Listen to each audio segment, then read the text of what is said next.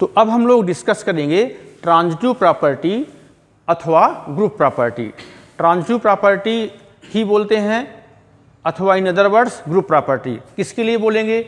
तो सबसे पहले हम लोग पढ़े हैं कंट्रावेरिएंट वेक्टर, फिर कोवेरिएंट वेक्टर, फिर मिक्स टेंसर।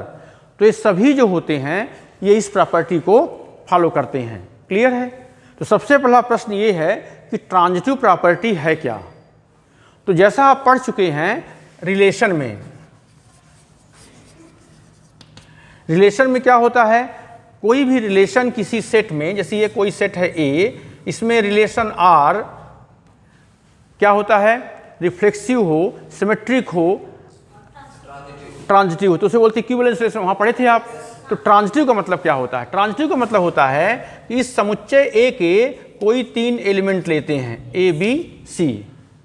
अब ए का रिलेशन बी से हो और बी का रिलेशन सी से हो, तो इसका यदि ए का रिलेशन सी से आए तो कहते हैं इस रिलेशन को ट्रांजिटिव रिलेशन। तो ट्रांजिटिव का मतलब समझ में आ गया कि किसी भी समुच्चय में कोई भी संबंध यदि हम डिफाइन करते हैं कि ट्रांजिटिव है, तो सेट का कोई भी एलिमेंट लीजिए 3 ए बी सी, ए का रिलेशन बी से हो, बी का रिलेशन सी से, तो ए का सीधे सी से हो जाए, तो इस रिलेशन को क्या बोलते हैं? ट्रांजिटिव। तो यहाँ बात आती है कि जो हम लोग ये कोवेरिएंट वेक्टर अथवा कंट्रावेरिएंट वेक्टर पढ़ते हैं तो ये ट्रांजिटिव प्रॉपर्टी को फॉलो करता है। तो इसमें क्या करेंगे, 3 फ्रेम ऑफ रेफरेंस लेंगे।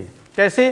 जैसे अभी हमने पढ़ा Vn से Vn बार, ये Vn है, Vn बार है, फिर Vn बार से Vn डबल बार।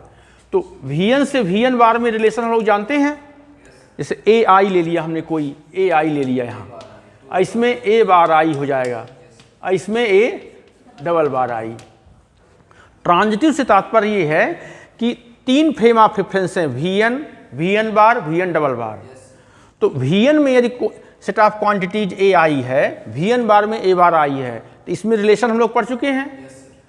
अब ए बार आई से सेम रिलेशन इसमें पढ़ लें, तो यदि हम इसका सीधे इससे रिलेशन कर दें और हो जाए तो इसको बोलेंगे कि यह ट्रांजिटिव प्रॉपर्टी को फॉलो करता है, रख रहा है। यही अपना उद्देश्य रहेगा। अब आप यहाँ कहेंगे कि ग्रुप प्रॉपर्टी लिखा, ग्रुप से क्या तात्पर्य है? तो ग्रुप में क्या होता है कि किसी भी सेट को हम लोग किसी ऑपरेशन के सापेक्ष ग्रुप कहते हैं यदि वो क्लोजर हो, एसोसिएटिव हो, आइडेंटिटी हो और इन्वर्स हो। तो इसमें जो ट्रांसफॉर्मेशन होते हैं ये क्लोज होता है। क्लोज का मतलब यदि हम 2 ट्रांसफॉर्मेशन लें, उनको प्रोडक्ट करें तो फिर से वही आ जाएगा। आइडेंटिटी भी होता है इसमें। आइडेंटिटी का मतलब जैसे मान लीजिए हमने कहा ना ए आई, तो ए आई को लिख सकते हैं हम लोग डेल एक्स आई अपॉन डेल एक्स आई अपॉन डेल एक्स बार ए, अथवा डेल एक्स आई अपॉन डेल एक्स आई ए आई। इसे बोलते हैं आइडेंटिटी ट्रांसफॉर्मेशन। ये कैंसिल हो जाएगा, ए आई इक्वल टू आई।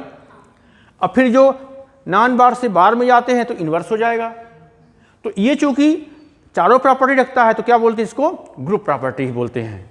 तो तात्पर्य कहने का ये कि हम लोग अब पढ़ेंगे ट्रांजिटिव प्रॉपर्टी अथवा ग्रुप प्रॉपर्टी। तो स्टेप बाय स्टेप कंट्रावेरिएंट के लिए पढ़ेंगे, कोवेरिएंट के लिए पढ़ेंगे, अब मिक्स के लिए पढ़ेंगे। क्लियर है?